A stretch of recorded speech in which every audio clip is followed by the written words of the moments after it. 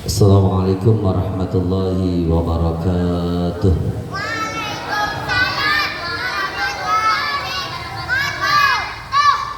Terima kasih adik-adik, suaranya keras banget ya. Ibu-ibu ada suaranya. Diulang lagi. Assalamualaikum warahmatullahi wabarakatuh.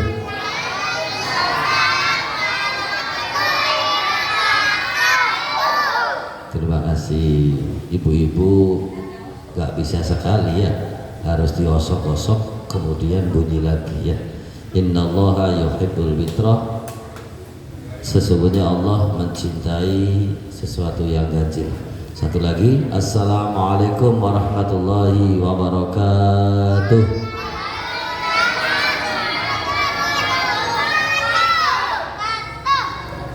Terima kasih. Mudah-mudahan yang dapat salam mendapat pahala dari Allah Subhanahu wa taala. Amin ya Allah ya rabbal alamin.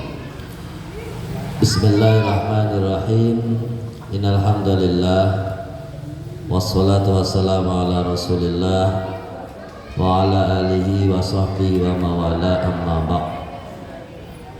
Hadratul muhtaram, para alim, para kiai, para ustadz, para ustazah, para sepuh, para bini sepuh, wabil khusus pengurus TKM Masjid Al-Fitrah dan jamaah semuanya yang dimuliakan oleh Allah Subhanahu wa taala.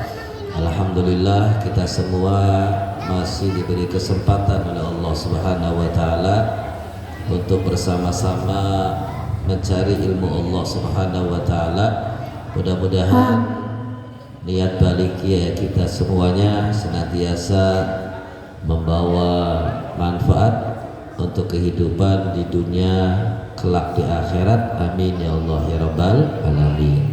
Salawat dan salam tercurahkan kepada junjungan baginda kita Nabi besar Muhammad sallallahu alaihi wasallam. Mudah-mudahan kita semua termasuk umatnya yang setia dan akan mendapatkan syafaatul uzma di yaumil akhir. Amin ya Allah ya rabbal alamin.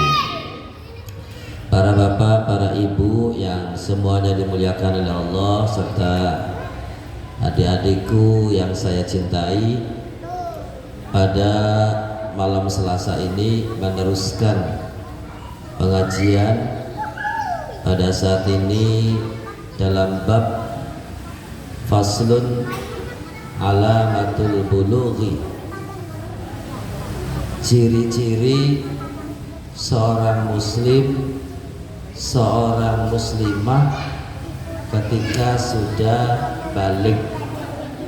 Balik itu berarti hukum Allah sudah masuk di dalam individu orang tersebut. Namanya itu alamatnya balik. Salasun iku telu. Ciri-ciri balik bagi muslim atau muslimah itu cirinya ada tiga. Yang pertama, tamamu khamsa asyarata sanatan. Yang pertama usianya genap 15 tahun. Fi zakari ing dalam wong lanang wal unsa lan wong wadon. Berarti ciri balik yang pertama bagi seorang muslim atau muslimah itu usianya 15 tahun. Berarti yang pertama, tatkala laki-laki sudah 15 tahun atau perempuan sudah 15 tahun, berarti usianya sudah balik.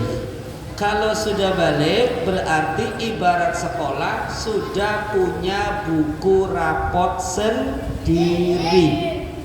Malaikat raqib dan atid mulai mencatat. Malaikat raqib mencatat amal baik, malaikat atid mencatat amal buruk. Kira-kira ibu-ibu usianya sudah 15, Bu?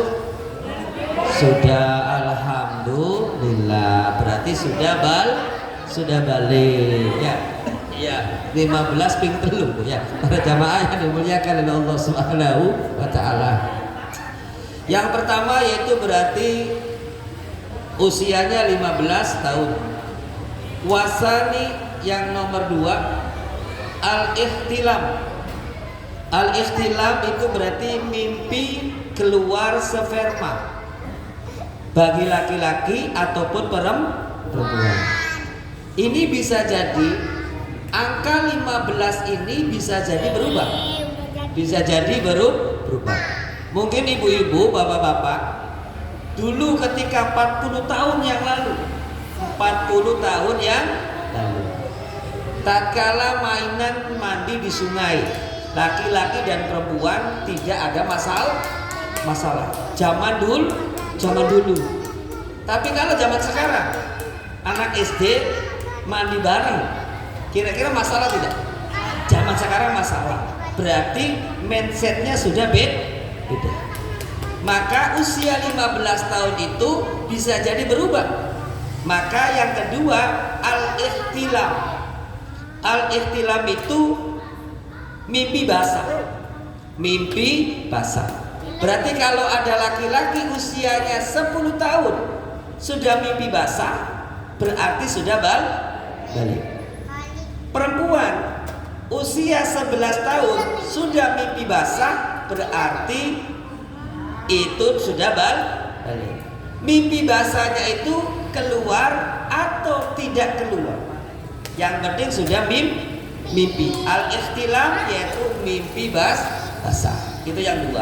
Ya, jadi para bapak jamaah yang dimuliakan oleh Allah, ketika usia putra putri kita, cucu kita, ponakan kita sudah usia 15 tahun atau sebelum 15 tahun tapi sudah ihtilam, sudah mimpi basah, berarti anak kita, cucu kita, keponakan kita berarti sudah balik.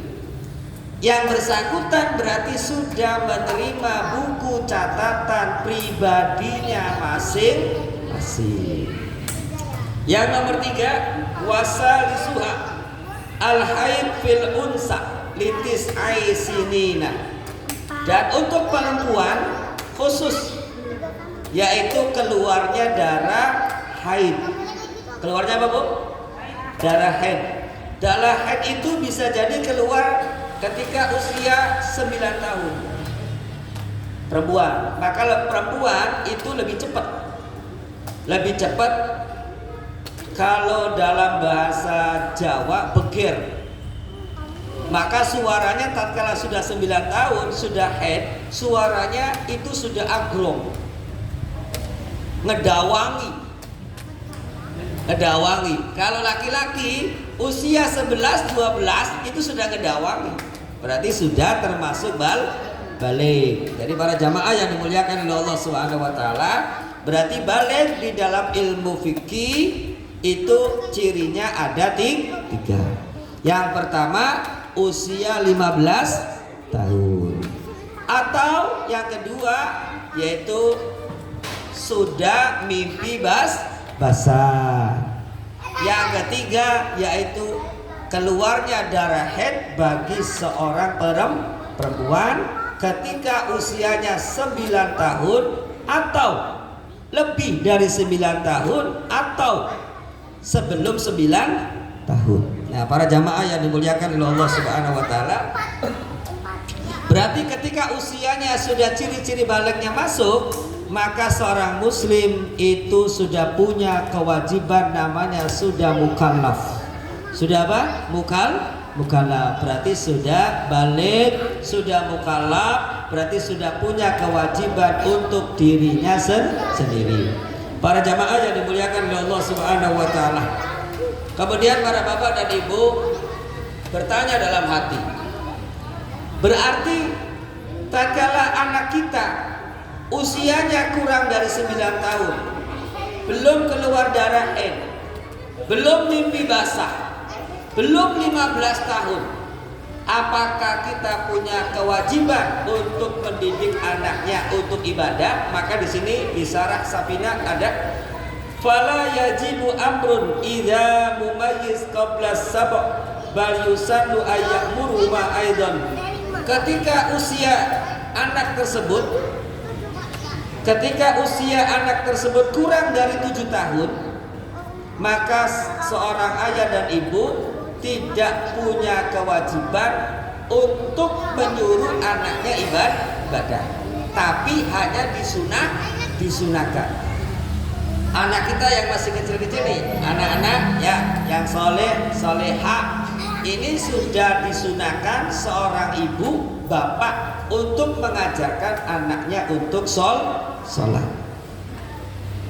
Tapi kalau belum balik, berarti kebaikannya masih pada orang tua. Anak berbuat baik akan kembali kepada orang tuanya. Anak berbuat jelek maka akan kembali kepada kedua orang tuanya. Tatkala belum balik, kalau sudah balik maka punya tanggung jawab sendiri. Para jamaah yang dimuliakan oleh Allah Subhanahu wa taala, itu faslun, satu bab menerangkan tentang ciri-cirinya balik. Para jamaah yang dimuliakan oleh Allah Subhanahu wa taala, sebelum dilanjutkan ke yang lain, barangkali para jamaah ada yang bertanya tentang bab ini, dipersilakan. Saya kan bisa Pak. Bebas. Saya berapa saya? Lihat nih. Assalamualaikum warahmatullahi wabarakatuh. Assalamualaikum warahmatullahi wabarakatuh. Pak Ustadz mau tanya, apakah orang lagi haid atau lagi menstruasi bolehkah menghadiri pengajian atau datang ke masjid untuk mendengarkan tausiahnya? Mungkin itu saja yang dari saya. Terima kasih. Assalamualaikum warahmatullahi wabarakatuh.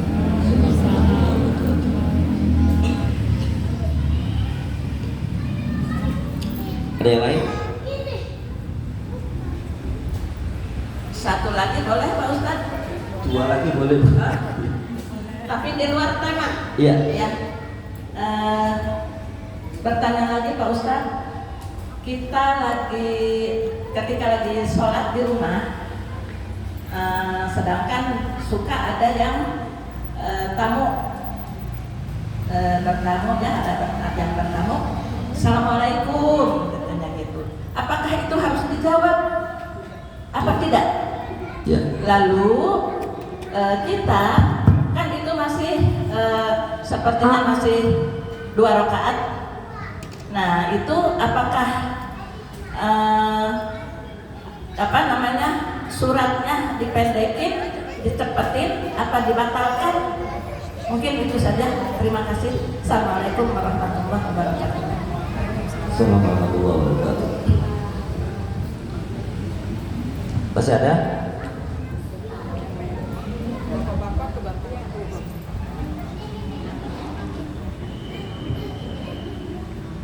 Pak, Iya. tadi lupa, itu mukallaf sama mu'alaf sama ada?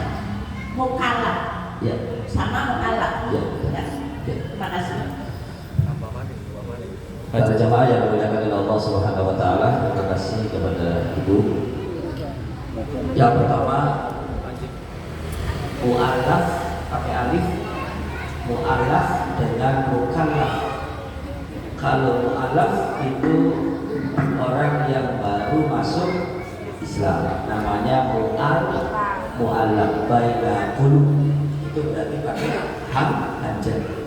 Kalau mukallaf itu berarti seorang muslim, seorang mukmin yang sudah balik, sudah mumayyiz, itu namanya mukallaf. Itu berarti sudah termasuk balik. Bukan balik. Balik pakai ghin ya. Balagho artinya nyampai ya.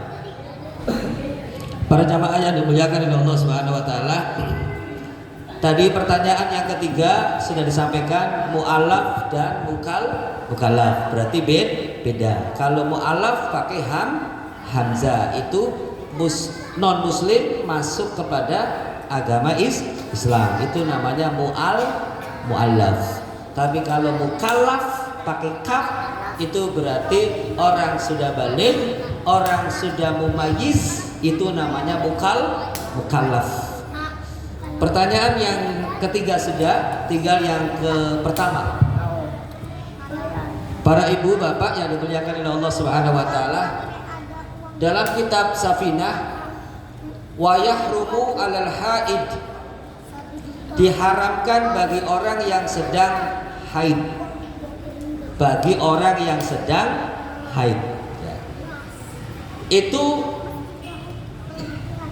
orang yang sedang haid itu diharamkan di dalam fikih. Ini namanya Bu, kalau fikih itu al-fiqhu al-fahmu. Fikih adalah pemahaman. In khafat talwisah, ketika seorang perempuan itu haram lewat di masjid. Haram lewat di masjid. Tapi ada tapinya. In khafat talwisah, karena khawatir darahnya netes. Paham kan? Nah, dulu Bu, sebelum ibu lahir, belum ada yang namanya sayap, ya, lolier sayap anti tembus. Paham Bu? Sebelum ibu lahir, perempuan itu tatkala haid itu seadanya Bu. Kaos bodol, impor, ya kan? Iya sumpah. Cuma saya ngomong sumpah malu.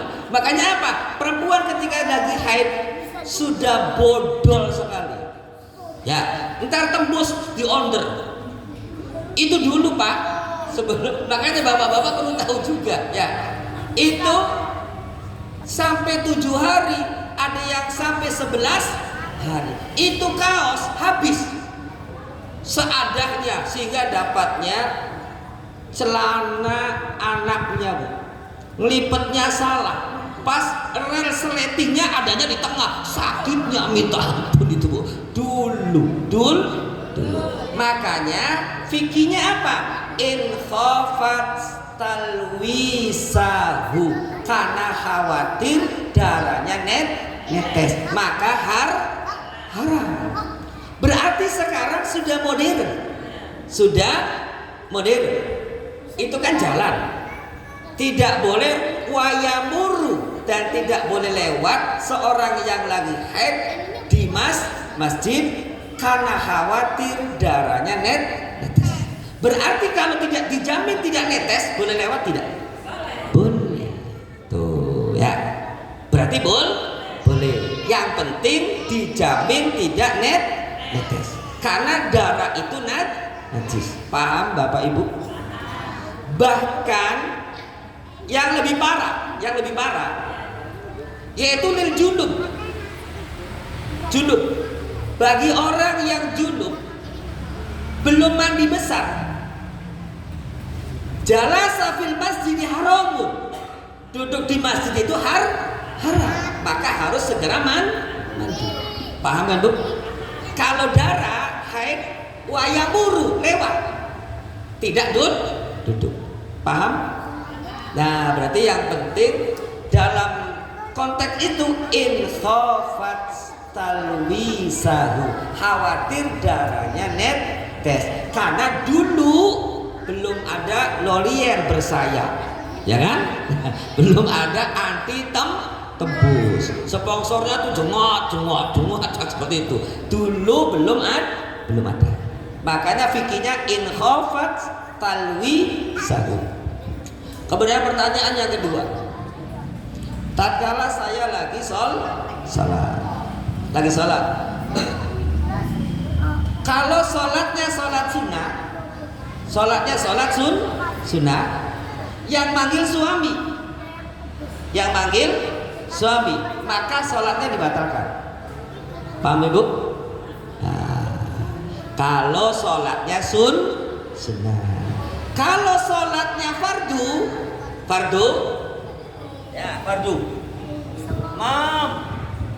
Mam kan seperti itu ya. Ibu lagi posisi begini, sholat apa saja? Zuhur. Pas ibu posisi berdiri lagi baca surat, suratnya dikerasin. Bismillahirrahmanirrahim. Wasyamsi waduhaha wal qamari idza talaha. Segala macam. Nah, ketika sholatnya wajib, maka ibu dipersegerakan bacaan suratnya. Surat itu tidak harus selesai, ya kan? Ibu baca wasyamsi, apakah harus selesai sampai wasyamsi? Tidak. Buktinya imam-imam yang bacanya Quran surat Al-Baqarah, apakah sampai selesai surat Al-Baqarahnya? Tidak. Yang penting membaca ayat dari Quran. Ternyata yang manggil suami, maka ibu bilang, ibu suratnya posisi sholatnya wajib, maka suratnya diperpendek. Tapi kalau sholat sunnah dibatalkan. Paham ibu? Ya. Itu sebelum ke pertanyaan. Sekarang ke pertanyaannya. Ada tamu. Ibunya nih lagi salat. Bondan, assalamualaikum. Kan seperti itu. Setelah assalamualaikum berapa kali, apakah ibu wajib jawab? Tidak wajib jawab. Tidak wajib. Yang memberi salam itu harus lihat kondisi. Lagi di WC, assalamualaikum, tidak wajib jawab. Atau ibu lagi makan, assalamualaikum, assalamualaikum, ya itu bahaya itu. Makanya apa? Orang yang mengucapkan salam itu lihat kondisi. Ya, ntar saya kasih tahu adab bertamu. Sebab tamu juga ada caranya. Tidak jangan seperti tamu zaman sekarang. Ntar kasih tahu. Berarti salamnya tamu itu posisi ibu lagi sholat tidak wajib dijawab. Lalu supaya tamu itu tahu bahwa saya lagi sholat, keraskan suara ibu. Percuma, gerbangnya di situ, rumahnya di sana. Ya sudah, berarti abaikan. Paham kan, ibu? Nah, sekarang bertamu nih bu. Ini contohnya pintu. Contohnya apa? Pintu. Tamu yang baik ketuk. Tuk tuk tuk tuk. Punten. Kula nyuwun sewu. Paham ya? Jangan salam dulu. Punten. Sudah. Ditunggu kira-kira sholat selesai. Kira-kira sholat sudah selesai, ibu ketuk lagi. Tuk tuk tuk. Punten. Mundur lagi. Posisi ibu harus dibukanya pintu. Ada kata pintu di sini, maka ibu posisinya di sini. Dari ketika tuan rumah membuka pintu, kelihatan ibu. Jangan sampai ibu ngumpet di sini. Ntar tuan rumah lihat nggak ada orang, ditutup lagi. Nah itu sudah di bawah ya bu. Nunggu. Perkiraan sudah selesai sholat, ibu ketuk lagi. Tuk tuk tuk. Punten. Ditunggu lagi, tidak ada. Jangan ngintip bu. Anak wong iblis sih. Nung jendela pak. Nah itu namanya tamu tidak berakhlak. Paling ibu sebelum pulang nanya dulu ke tetangga. Bu, pak, orang rumah ini ada enggak ya? Oh enggak tahu bu, karena kadang jarang keluar. Ya sudah, terima kasih, kalau ada tolong sampaikan tadi ada saya, namanya ini. Selesai ibu pun paham kan? Jangan Assalamualaikum, kini manuk biot apa? Paham ya bu ya? Ini caranya supaya ibu, bapak, orang yang sering ngaji berarti punya akhlak. Punten, ketika sudah dibuka, krokok. Ibu baru Assalamualaikum. Yang punya rumah, Waalaikumsalam. Ibu jangan masuk, bapak jangan masuk sebelum disuruh masuk. Paham? Ya. Tuh adik bisa teriak. Ya. Jadi jangan dulu masuk sebelum disuruh masuk. Paham nggak Bapak Ibu? Kadang ada tuan rumah yang buka pintu langsung nanya, ada apa Bu? Ya kan? Ada apa Mas? Ada begini-begini, ya udah sini. Berarti tidak boleh masuk. Nah, udah ketemu orangnya, assalamualaikum, waalaikumsalam. Jangan dulu masuk sebelum disuruh masuk. Sudah masuk nih, mangga Bu masuk. Jangan dulu duduk sebelum disuruh duduk. Paham kan Bu? Kenapa sih susah? Ya barangkali Ibu bertamu di rumah orang kaya. Di rumah orang kaya. Yang sofanya ada 15. Sofanya ada 5. Udah Bu, duduknya di sini aja Bu, di belakang supaya santai. Nah bisa jadi dibawa ke belakang. Jadi ibu tamu tidak boleh selonong boy. Ingat-ingat. Jangan dulu duduk sebelum disuruh duduk. Ketika mangga Bu, Pak, duduk baru. Nah. Jangan dulu ngomong. Jangan dulu ngomong sebelum ditanya. Baru tuan rumahnya bilang, gimana Bu? Sehat? Sehat. Ada perlu apa Bu? Yang pertama supaya dapat pahala, saya silaturahim dengan sampeyan. Sehat ta? Sehat, sehat, sehat. Ada apa ya? Baru menyampaikan bla bla bla bla bla. Paham gak? Nah, ketika disuguhi, halo Ibu, Bapak-bapak, disuguhi nih kue, disuguhi kue. Maka Bapak Ibu, walaupun kue ini kesukaan Ibu Bapak, tapi tolong jangan dihabiskan. Halo? Jangan diapa Bu?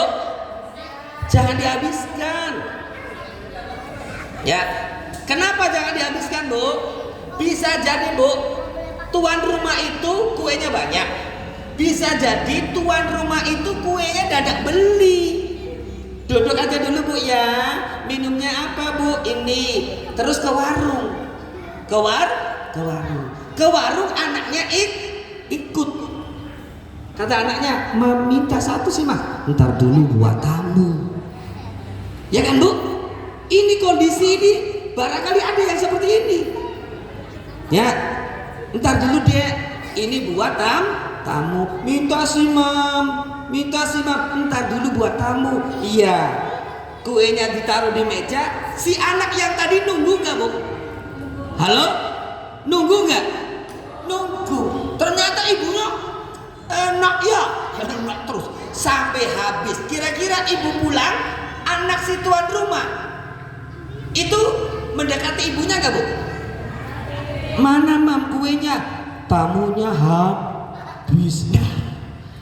Anak itu nangis. Oleh karena itu khawatirnya apa? Posisi itu ada di posisi ibu. Kalau posisi anak itu adalah anak ibu dan posisi rumah itu rumah ibu, ibu ngomong apa kira-kira? Ngomong apa kira-kira Bu? Wah dasar kamu ya orang karuan, jaburan tong kabeh. Nah ini, ya kan? Nah itu berarti kita itu harus bisa ngaji rasa. Apa aja? Ngaji rasa. Dicubit sakit, jangan nyubi. Ketika posisi kita bertamu, yang didatangi rumah-rumah itu belum tentu posisinya sama seperti kita. Kue ada di meja, kadang ada tuan rumah yang dadak beli. Mending di warungnya masih ada, di warungnya sudah nggak ada, timbulnya jadi nangis. Berarti ibu membawa berkah atau membawa sial? Jangan seperti itu. Nah, ketika itu Bu, diingat. Jadi kalau bertamu tidak boleh jabur sebelum disuruh jabur. tidak boleh dihabiskan karena khawatir posisi rumah itu punya anak kecil. Paham nggak Ibu? Alhamdulillah, ibu-ibu cerdas, bapak-bapak lebih cerdas ya. Para jamaah yang dimuliakan oleh Allah Subhanahu wa taala, itu berarti yang pertama sudah Bu ya, yang kedua sudah, yang ketiga sudah. Barangkali ada yang lain bertanya, mangga bebas. Assalamualaikum warahmatullahi wabarakatuh. Assalamualaikum warahmatullahi wabarakatuh. Ini Ustadz masih berkenaan dengan tema masalah haid. Ini untuk khusus perempuan. Barangkali dari jamaah perempuan yang belum tahu atau yang sudah tahu, mungkin dia bertambah tahu. Pertanyaannya, Ustadz, bagaimana kalau ada seorang ibu-ibu perempuan yang ikut program pemerintah yaitu KB. Nah, sedangkan KB itu kalau kebiasaan perempuan setiap bulan itu datang bulan. Sedangkan kalau yang ikut KB itu tidak, ada yang tidak mengalami datang bulan. Nah, itu bagaimana kewajiban perempuan itu? Apakah seperti biasa setiap tanggal dia datang bulan sampai tanggal datang bulannya berakhir itu tidak sholat atau bagaimana? Dan yang kedua, bagaimana kalau ada perempuan juga pas kebiasaan datang bulan tanggal kebiasaannya itu tapi masih keluar darah, apakah itu masih diharuskan tidak boleh sholat atau tetap sholat, mandi wajib dan melakukan kewajiban sholat lima waktu? Itu aja. Makasih Ustaz. Assalamualaikum warahmatullahi wabarakatuh. Assalamualaikum warahmatullahi wabarakatuh. Ada yang lain? Ada lagi Bu?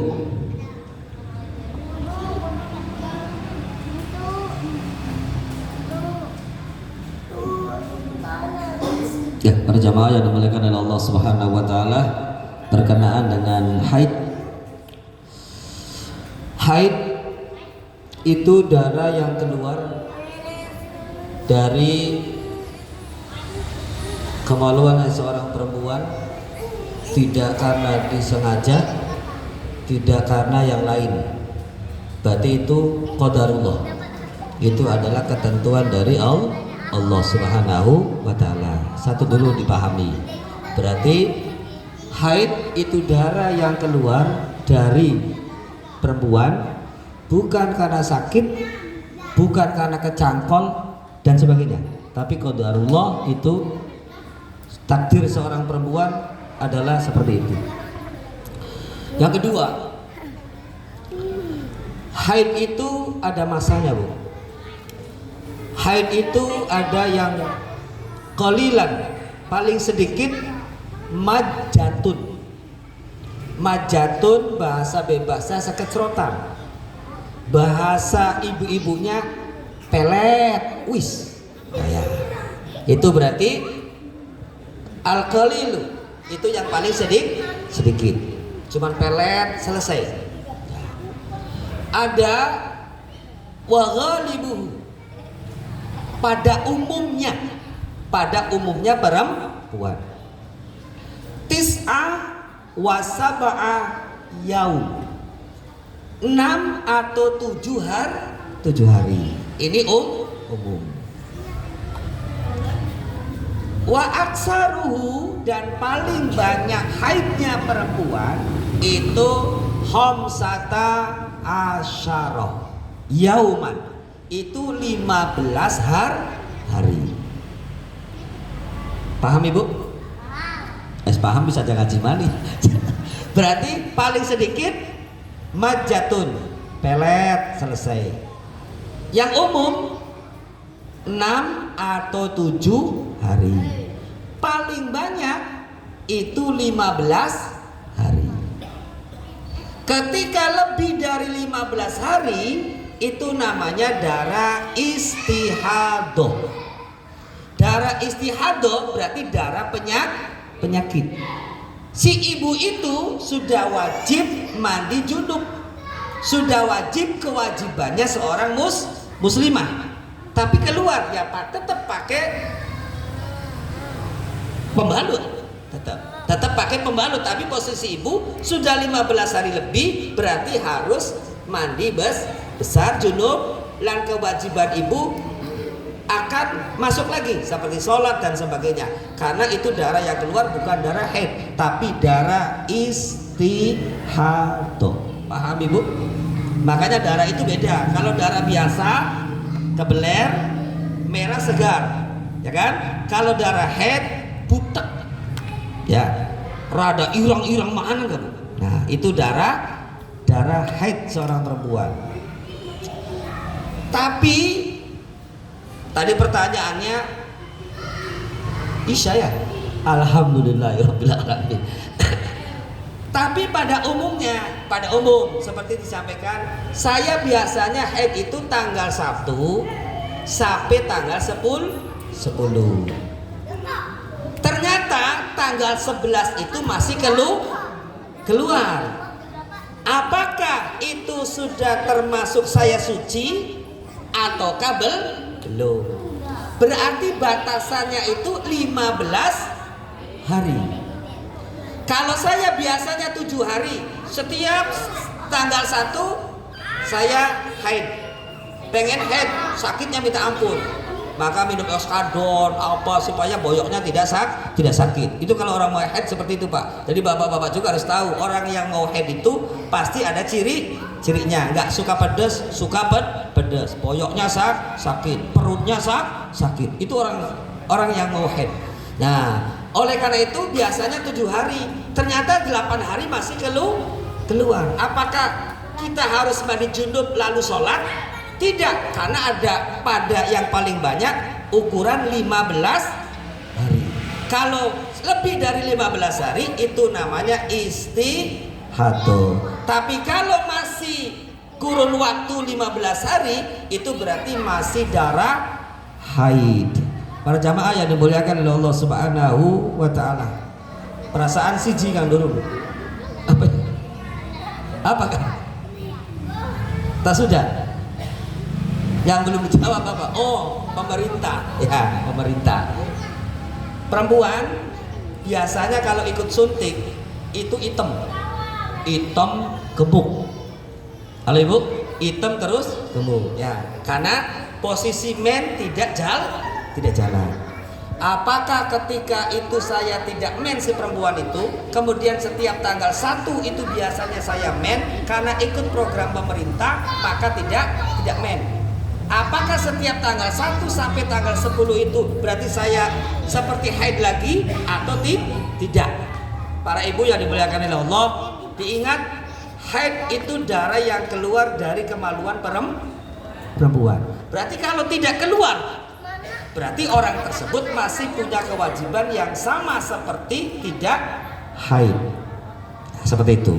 Lalu hukumnya bagaimana? Wallahu a'lam bishawab. Program itu mungkin sudah disepakati oleh para ulama, kan seperti itu, oleh para ulama dengan kajian, maka sering ketika mau ibadah haji minum obat dulu, ikut ini seperti ini supaya pas di sana itu bisa ikut melaksanakan ibadah haji, kan seperti itu. Sebab apa? Khawatirnya ketika haid maka kita tidak bisa tawaf, sebab orang tawaf harus suci dari haid. Oleh karena itu biasanya orang yang melaksanakan haji pun ada satu vitamin atau apa supaya mencegah agar kita di sana tetap melaksanakan ibadah kepada Allah Subhanahu wa taala. Mungkin itu saja yang dapat disampaikan. Gampang disambung lebih jelas di minggu depan. Mudah-mudahan kita semua diberi kesehatan oleh Allah Subhanahu wa taala.